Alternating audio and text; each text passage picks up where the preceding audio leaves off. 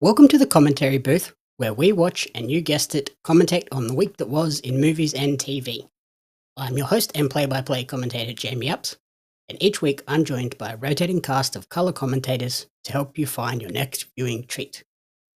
This week I'm joined by an impact fee technician who lists their favourite movie as A Nightmare on Elm Street and favourite TV show as Golden Girls. Welcome back to the show, Corrina Mabey in full Christmas attire. Yes, I have my Christmas pajamas on today. Um, yeah, every year it's a thing. Listen, don't you be shaking your finger at me. Listen, so every year Old Navy You're on Black Friday. You are lucky that the time this episode comes out, that won't be too early. At the time So of recording, too soon. no, it's not. So yes, Old Navy every year does like $5 pajamas on Black Friday. And so every single year, I get Chloe and I matching pajamas. And so th- these are from like I think 2 years ago. And they have like random Christmas ornaments, and then we have a pair from last year that we got. They're black, but they have like same stuff flamingos and stuff, and they're very like Florida Christmas. Um, Where's your Bucky's jammies? I have my Bucky's ones too. I have Bucky's Halloween pajamas and I have Bucky's Christmas pajamas. Um, Of course you do. Of course they have those options. I don't know why this is a problem or anything. It's not weird. Anyway, it's not too early for Christmas anything because there is a local radio station that has already started playing 24-hour Christmas music. Um, Oh, they started that last it hasn't week. even been, you haven't even had Thanksgiving yet. Pump the brakes. I'm You got another holiday aware. before you can get to Christmas mode. Oh, I'm aware, but like it's been like a tradition in my house for forever where if the Christmas tree is not up before Thanksgiving, it doesn't go up. But now I have a year-round Christmas tree in my house, so that's kind of like a null and void thing. So it's fine. Y- Yeah, you got problems. Yeah, the US does Hello Thanksmas, and it's just magical. So, speaking of magical, this This is the week we're thought. turning back the clock and celebrating the 30th anniversary of a movie that I did not think was 30 years old until I looked it up. Ace Ventura, Pet Detective. Yeah, we're old. Oh yeah, This when I saw that this was 30, I was like, I feel really old now. Jesus, Yeah, yeah, I didn't feel old until you told me that it was. I thought it was like 25.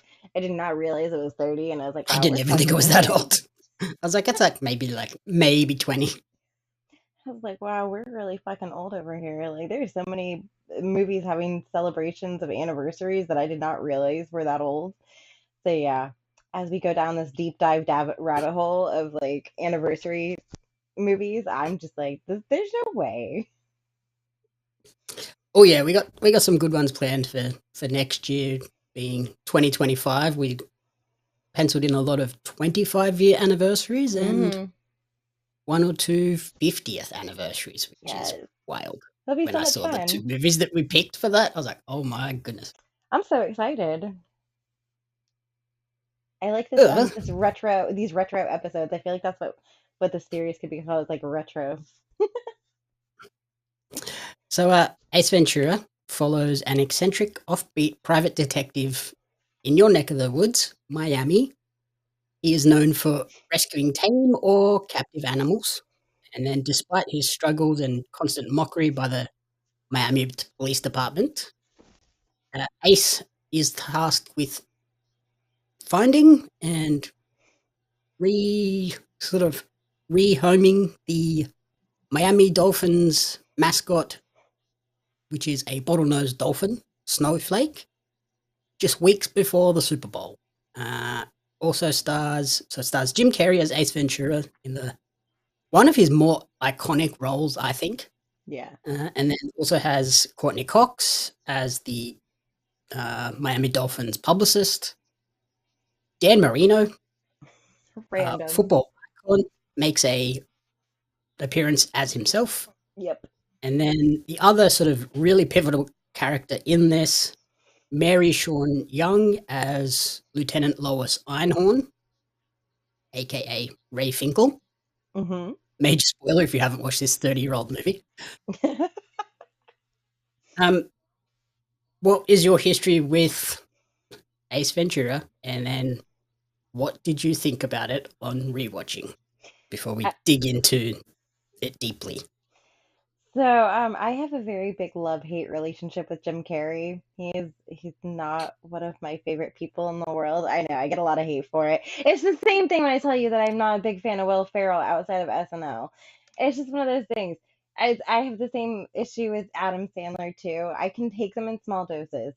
Um, but this movie is We like have one of those. very different comedy tastes. You like the stupid slapstick comedy, and I like more of like the like rom-com comedy kind of thing. Although like I do like Meet the Parents and Meet the Fockers, and I guess that's kind of like slapstick-ish, but there's like more of a storyline to it, I think. There's a So storyline to this. You got to rescue the dolphin. Got to rescue Snowflake and solve but the crime. so like this movie for me is not my favorite Jim Carrey movie. My favorite Jim Carrey comedy movie is The Mask. It's always that movie is like in my blood for some reason. Like I grew up watching that. This movie has never been like on my top like radar of like things to go back to. Um, because it's just so ridiculous. It's on They're the same line as basically the like same movie. no, it's really not though. And like I don't know, it's just there are certain things about Jim Carrey that just like kind of like irk me a little bit, I guess, and it's just like his mannerisms maybe or something. Because I also don't like Liar Liar. Like that's one of my least favorite Jim Carrey movies of all time. I know. I'm really gonna like kill everybody's gonna hate me. Um, yeah, it's for me, my top Jim Carrey movies are like Yes Man and The Mask, and then I like him in the number 23, which is like one of his serious movies, which I prefer Hmm. him. But You're yeah, lucky Liar Liar's not turning anything anytime thank soon. God. But no, yeah, 97. I saw this movie like ages ago. I've never really gone back to it. There's vital parts of these movies that like I remember very like vividly in my head. Like, uh, the like later on we'll get into it, but like it's the shark incident in this one that I remember in my head. Because for some odd reason, after watching this movie, I was afraid to like go into really deep water where I could not see the bottom. Um, and then yeah, because After this movie, not after like Jaws and it's Lake Placid and all of those ones. it was like in my head, I'm Ace like, I can't. Ventura was the one that broke you. Yeah, I was like, I can't go into like swimming pools after a certain night, like at night if I can't see the bottom of the pool, because of this stupid fucking movie. And so like, yeah, there are certain parts of this movie that stick in my head. There's certain parts of the second movie that stick in my head, but it's not like a movie that I would ever frequently go back to. So after rewatching it, I still feel the same way. It's not one of my favorite movies, and it never will be, but that's okay. I'm here for you, and I support you. So here I am watching fucking Jim Carrey kissing animals and fucking being like Dr. Doolittle on crack. Yeah, pretty much. Um, yeah, I'm trying to think my history wise. I definitely watched this very early, like when it first came out. Not in cinemas, definitely not in cinemas. I think maybe it might have been one of those ones where we grabbed the rental when it hit the video store, or I Mm-hmm. think we owned it at one point. I don't know if I think we may have owned it on DVD. Oh my Um, God, that wouldn't surprise me. but yeah, I really enjoy this movie. It's just hilarious, and I love Jim Carrey. Ace Ventura, Truman Show, The Mask, Liar Liar. They're awesome. I love all of those. And see, here I am, like I'm like all serious. Like Eternal Sunshine of the Spotless Mind is like one of his best movies ever, and just not funny. um, have you seen The Truman Show? Uh-uh. I've actually never Oh seen my Truman goodness. Show. It's been on my list for years, literally like years. Okay. Well, there is a moment in this that you would not have like picked up the reference then, Oh, well, because that would make sense then. there there's a moment here where where he's in the pool at the Miami Dolphins stadium and he's like looking around and he Mm-hmm. gets like right up in the camera like this. Yes, They that's one then of those mimic that references. in the Truman Show when he finds one of the cameras. Oh, that's funny.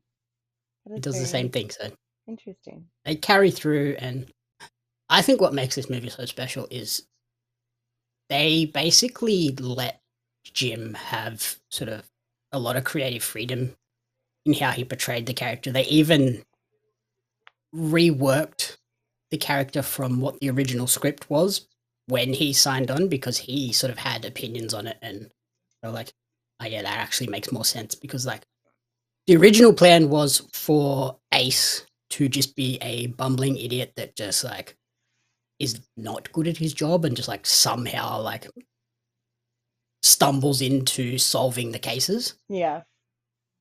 Whereas when Jim came in, he was like, no, like he should be outlandish and pretty insane, really.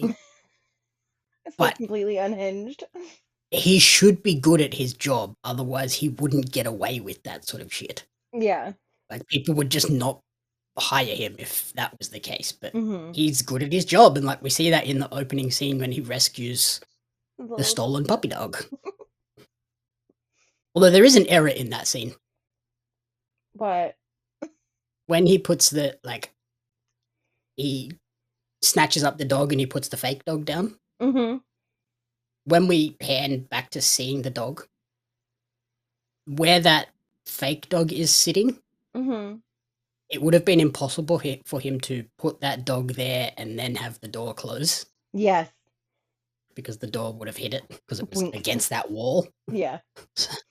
That's a little continuity error. And then there's a couple of other continuity errors where after his windscreen gets smashed, it Mm.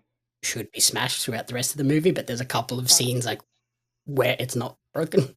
Yeah. So it's like, whoops, we filmed that before the window smashing, but then, and I think it was probably because like it's the main one that stands out is when he drives up to the Finkel farm house. Mm-hmm.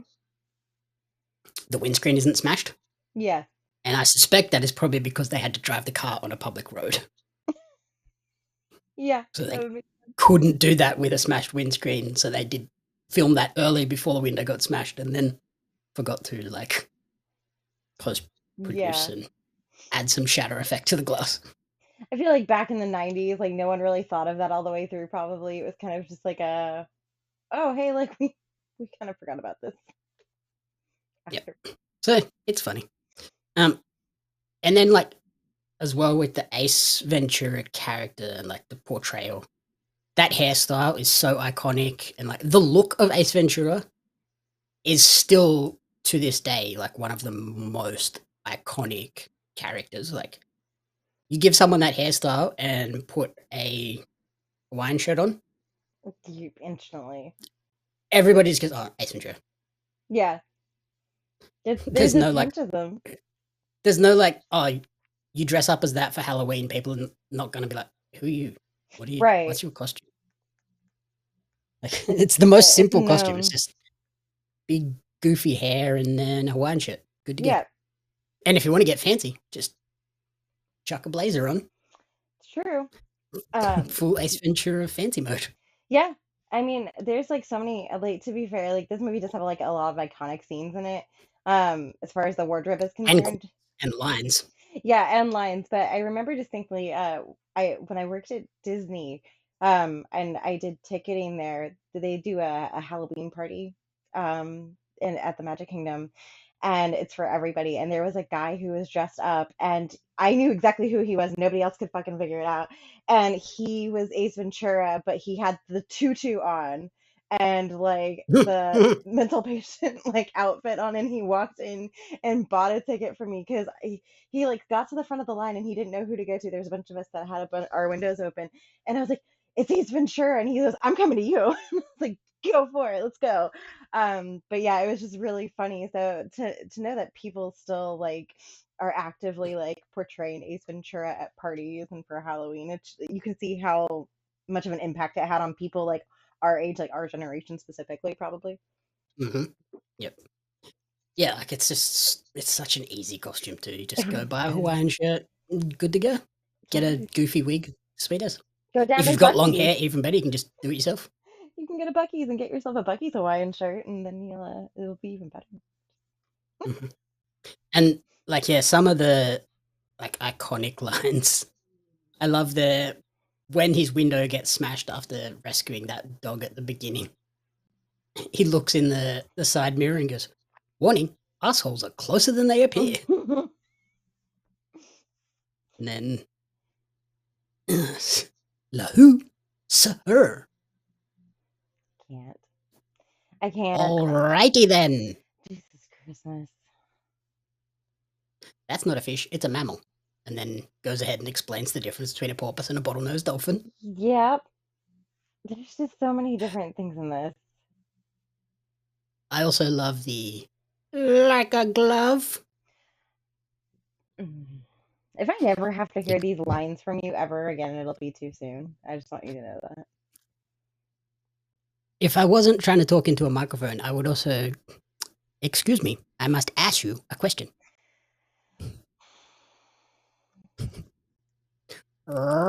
Healing.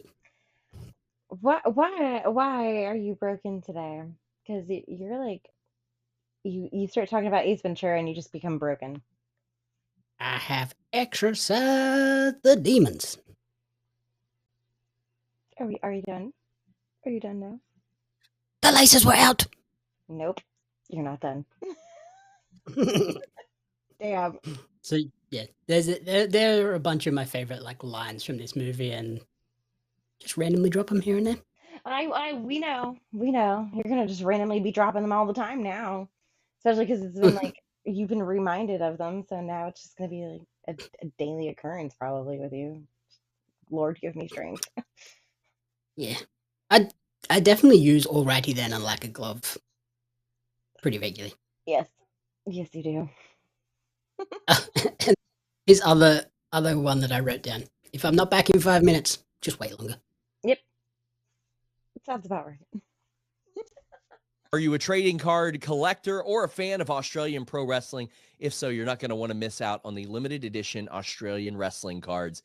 Each set includes 50 packs of 10 cards, including some of the country's top wrestling talents like Robbie Eagles, Shane Haste, Madison Eagles, Hartley Jackson, and they have Shaza McKenzie listed, although she is not a favorite. The velocities, and a lot more. There's wrestlers, referees, announcers, commentators that are featured, giving you a full appreciation of the Australian independent scene. The cards sold out a lot faster because cards are hot right now, as I'm sure Jeremy Lambert will tell you. But you can order your Australian wrestling cards now at Pario Magazine. That's PARIO magazine.com.au/AUS WRES cards. Follow Australian Wrestling Cards on social media at AusResCards for updates. Join the hundreds of fans who have already discovered the excitement of Australian wrestling cards. But I also love too one of the more iconic scenes. You mentioned the shark attack. That is and silly, but also his payment for rescuing the dog. That's a very iconic scene. I think You don't say. everybody remembers that one. Holy crap. Yep, that was a lot. That was a lot to watch. But there is again another slight error in that. So they're implying that she's doing something to him that would require him to not have his pants on. Yes. But as he's swinging, his waist swings up above the camera line. Mm-hmm. And you see that he still has his pants on and the belt is buckled. Yes. So it's like, nope. Nope. Mm-mm. She's just swinging him around by his ankles, apparently. Yeah, apparently that's how you do it. Yeah, that's fun. I also love that the Miami Dolphins are like a major player in this whole storyline too. Yes.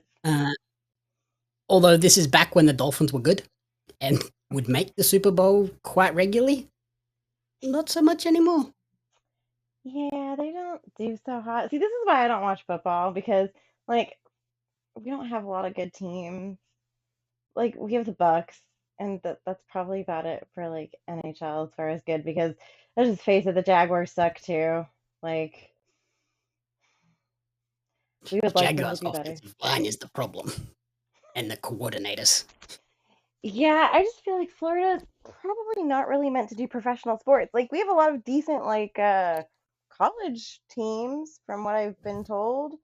But as far as To be fair, the Miami Heat were pretty good there for a good decade when they had the best player in the game and maybe the second and third best players in the game. And then they when come they up with created the trash. freaking super team era. No, that's not a thing anymore. We just don't have any good professional teams because, let's face it, the Magic are not anything to write home about. And I mean, they They try. were. They They used to be were. around this time. Around the Hmm. time that the Dolphins were good, the Magic were good too. Yeah, the 90s were really big for Florida teams, and then they just kind of went to shit. Um, And then but Tampa it's Bay Lightning are pretty decent. we don't talk about that because Florida should not have hockey teams, let alone two fucking hockey teams in the NHL. Because we don't see snow. Like there's, I know we're getting Hey, sidetracked and it's fine, but yes, I'm very if passionate about the Vegas fact can have a that hockey team and Phoenix can have a hockey team, Florida can have a hockey team. I. It just doesn't make any sense. If you don't see snow, you don't need It's to have a icy hockey inside team. all your buildings, so that counts. That's not. It's not all the buildings.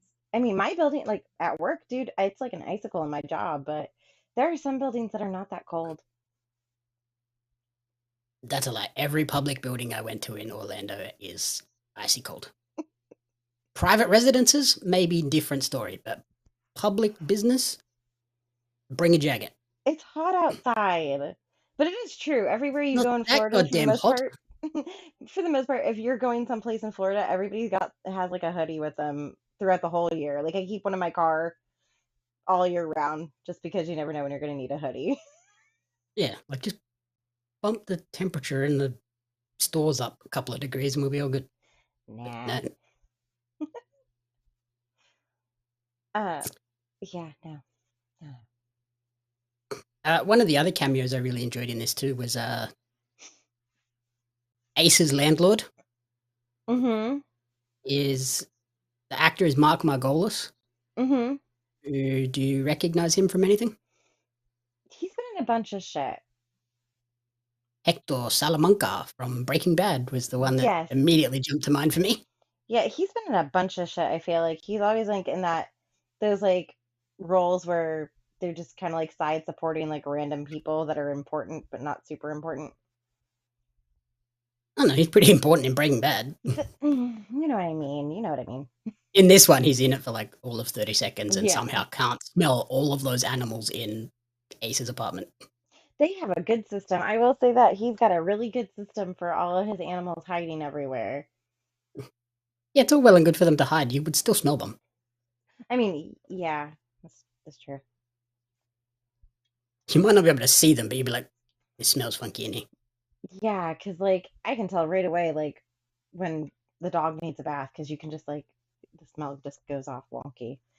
So Mm-hmm. yeah. Also, Courtney Cox, what did you think of her as Melissa Robinson, the publicist for the Dolphins? I like Courtney Cox, but I'm a sucker for her anyway. Like she's on Friends and she's in Scream, so I mean she can do no wrong by me anymore. But it's just really funny to see her look so young and like you see her look at the way she does then. And even like when she was in the first Scream movie, and then you see her in like the newer Scream movie that came out, like whatever last one she was in, and it's just like such a difference. Like she looks pretty much the same, like slightly older, but she still has the same face. This is very interesting. So, Friends started airing in 94, so this would have potentially been like just before Friends. Yeah, maybe like her Like, breakout role or something. what a bonus for this movie to have her right before that show really Mm-hmm. took off and became like one of the biggest shows of all time. Yeah, because then everybody's just gonna be like, "Oh my God, look, it's Oh, Monica." what else has she been in? Oh, cool. We'll go and watch Yeah, this movie now. Oh, this is very different. Oh, I guess her it's not role's that not. different from Friends. Yeah, well, I mean, she's really anal in Friends, but like, she's not like super comedic in this movie. She's kind of like a more serious role, so I guess it's kind of like Yeah. Yeah, Monica. she's the straight man to Ace, but like she's kind of the straight person in Friends too. She's Mm-hmm. the more serious of the characters, and then you have people like Joey and Chandler just being Complete off the idiots. wall. Yeah, just being crazy. Yeah, Phoebe being ridiculous. So you leave Phoebe it alone. it doesn't make sense. It doesn't like be feel weird that she's in this playing this sort of. Yeah, well, even in Scream when she was Gail, she was still a very serious like reporter, you know? Like so she's always kind of been a serious role. I've never really seen her like stupid comedy, you know what I mean? Like on that level. I do love you talked about like Ace in the tutu doing the psych ward mental hospital like visitation tour Mm-hmm. thing. You notice like Ace is like and Jim Carrey are breaking her in that moment. She's clearly in the background of those scenes just losing her shit. Like Yeah. just hold it in, hold it in, hold it in, trying not Yep. to laugh. But she definitely breaks it a couple of points. I love when movies like when you can see that there are scenes in movies where people just like completely break because it's either like completely off script and like just completely improvised or just like way more hilarious than what it sounds like on paper kind of moment. Especially this one, like they gave, like I said, gave Jim Carrey a lot of creative freedom. So there was a lot of like improv. Mm-hmm. So like I suspect his whole instant replay rewind Mm-hmm. moment where she does break, I don't know how much of that she was expecting. Yeah. He gets her pretty good there. What else did I write down? Don't smoke. It's a disgusting habit. As he like disgustingly munches on sunflower seeds and just like sprinkles them on the desk of the police chief. So grody. That was so grody. That's like one of my biggest things is like when people are eating like peanuts or like sunflower seeds and they just like take like a whole mouthful and then just like start spitting the seeds. Ugh. The shells. Yeah, the Ugh. shells. So grody. Like, ugh. Gross. I also love the allusions to like sports and sports superstitions too, with the coach of the Dolphins talking about he used to have a quarterback that would put his socks on backwards. I'm like, Mm-hmm. how do you put your socks on backwards? I don't know. I guess you put like where your heel's supposed to go on top. Maybe? I don't know. That's kind of weird. I Or feel like like that maybe would he feel means like super inside out. uncomfortable though. Maybe he means that they're like inside out instead of backwards and he just said backward. I don't know. It's weird. The way people put on their socks is the way I judge people. And so like if you found a way to put them on backwards, that's fucking weird. I'll judge you all day. And then they also talk about having a linebacker who didn't wash his jockstrap for 2 years Blech. because he thinks flies are lucky. That's grody. That's so gross. Ugh. No, thank you. To be fair, I had some pretty weird superstitions when I was playing cricket. Do you want to elaborate on that for the class? I may have had lucky undies and socks.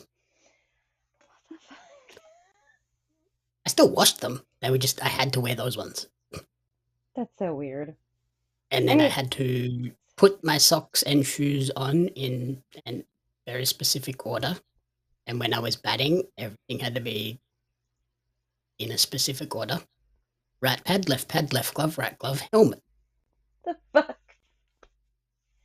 I don't think I have that. I have it's not necessarily like a superstition, but I feel like it's just something that's brought me like whenever I go to like a job interview, I go to Starbucks and I get the same exact thing every single time, and I wear the same lipstick in every single interview, and every single time I've gotten the job that I've gone for.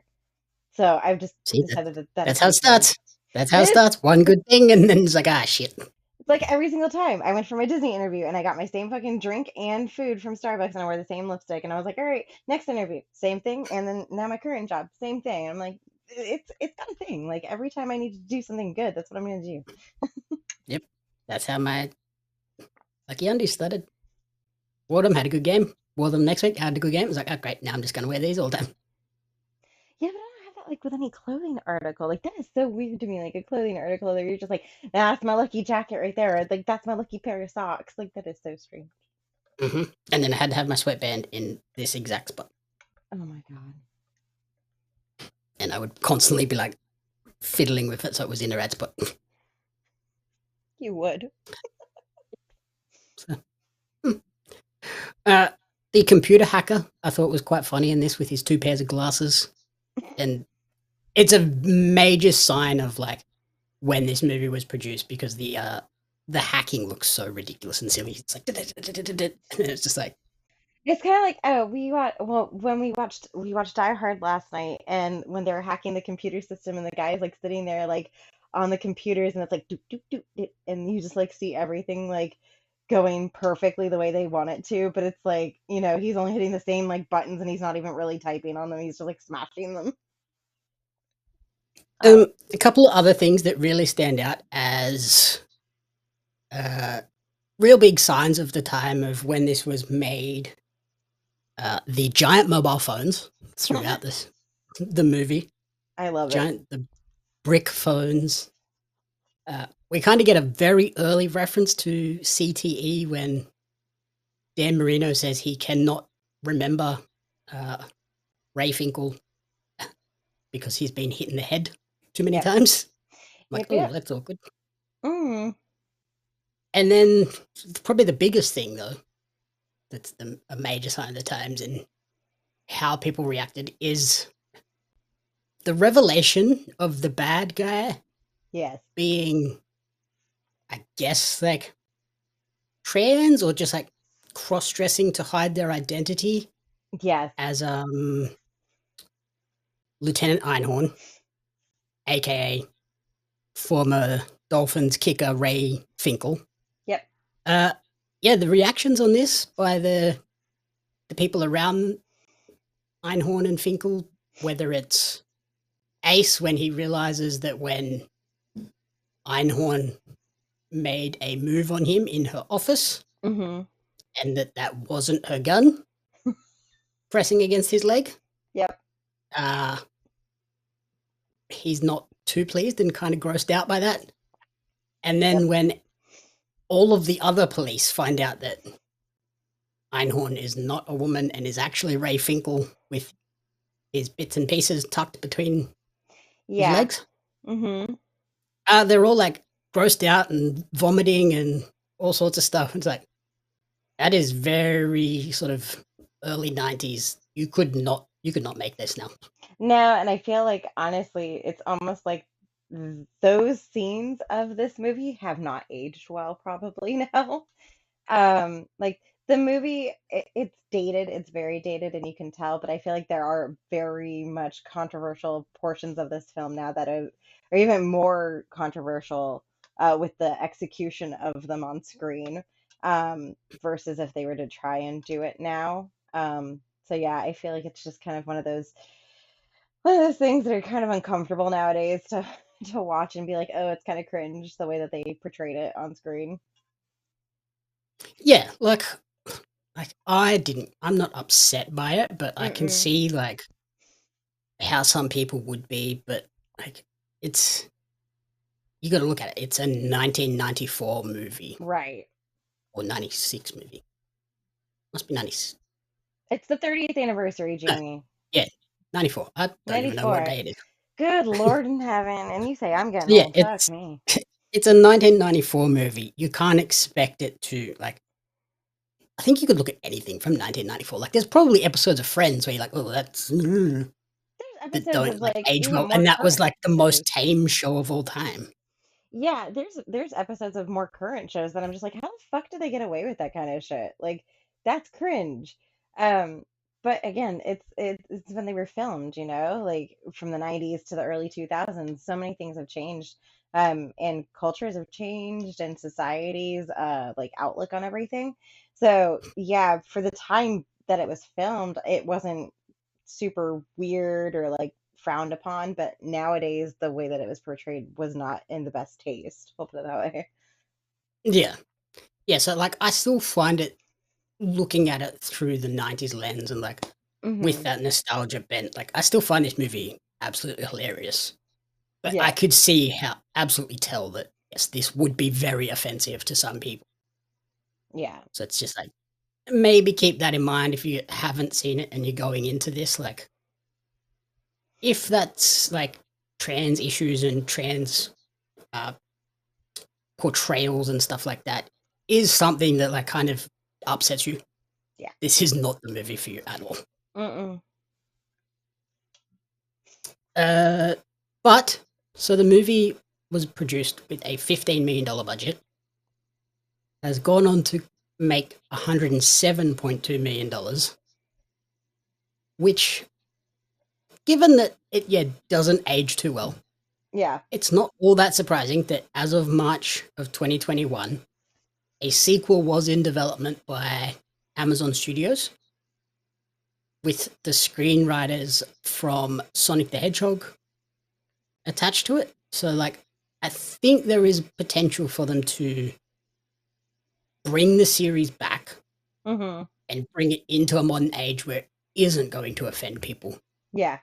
Like, I think all you would really have to do is, like, rework who the villain is. Like, Yeah. it's just as simple as that. Like, or even just the reactions to the villain. Just like, they just don't need to be so, like, disgust. Like, I think that's Yeah. the big issue. They just act disgusted by it, not so Mhm. much like shocked. Right. Like, if it Yeah. was just a shock of like, I never saw that coming, like I had no idea, you'd be like, oh, that's fine. It's Yeah. the disgust and the I'm gonna throw up reaction to it that Yeah. pushes it beyond being okay. It would be interesting if they decided to reboot it, I guess, because there was the two original Ace Ventura movies, and then wasn't there like a one with a little kid in it or something like that? Like a I want to There's quite a few Ace Ventura things. well, I knew like there was the original one and then the Ace Ventura When Nature Calls, but like after that, like it's kind of foggy for me. I feel like there was like a junior Ace pet detective show or something like that I'm just There's a cartoon as well. okay. Where is it? I'm sure there are spin-offs. I'm just trying to see. Ace Ventura movies. There was a pet detective, yeah, Ace Ventura Pet Detective, but it was Ace Ventura Junior, and it wasn't like anything to write home about, probably. Oh yeah, I remember seeing that. It wasn't not good. Yeah, I just remember in my head, I'm like, yeah, there was like a little kid dressed up like Ace Ventura at one point. Yeah. 2 theatrical films, so Ace Ventura Pet Detective, Ace Ventura When Nature Calls, the made-for-TV movie, Ace Ventura Junior Pet Detective, which, was not great.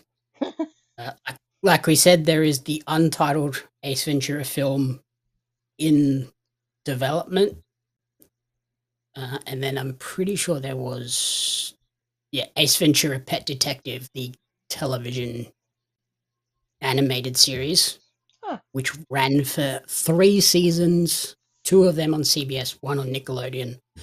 So there's 41 episodes of that. I didn't even know that was a thing. Yeah, it was a cartoon.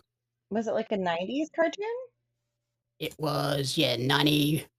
First season was 95 to 96, then 96 to 97, and then it went away for 2 years, came back October 29th, 1999, running through until February 4th, 2000. I never knew And that. from what I remember, the little bits I saw of that were quite good.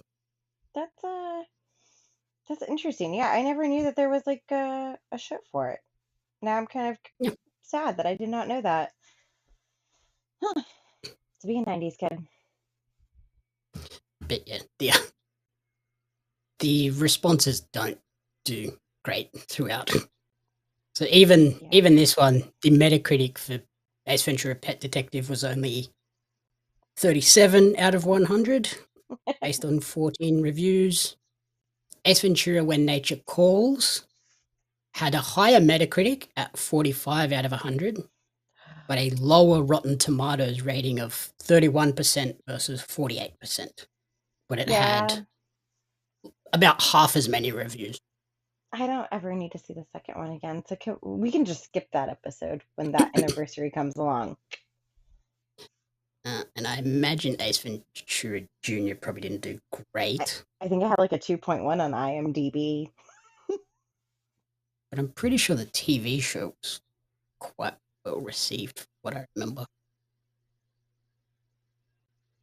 And if it doesn't look like there's anything on here saying how it was received, but I thought It must have been all right if they ran it for three seasons. Yeah, and if Nickelodeon picked it up after CBS dropped it, then yeah. I mean, they must have seen potential in it at least for a little bit. Yeah. So Ace Ventura Jr., one of the ratings here gave it a 1.5 out of 5. Another one gave it a 2 out of 5. So yeah, it didn't do great. Didn't have hopes for it. I think what makes these movies special is Jim Carrey. Like, you take Jim Carrey out of the equation, it isn't shocking that it doesn't quite live up to the same standards. Yeah, and that's the thing. Like, if they decided that they wanted to reboot this movie, or at least this franchise, they really have to do some deep diving into who the fuck could replace Jim Carrey, because there are not a lot of iconic comedians out there, like in the film world, I don't think, that could portray Ace Ventura like Jim Carrey. Like, he is very unique in his style and just his mannerisms and everything. Like, he really becomes his character. I would hope they can get him back for if this potential reboot that's coming.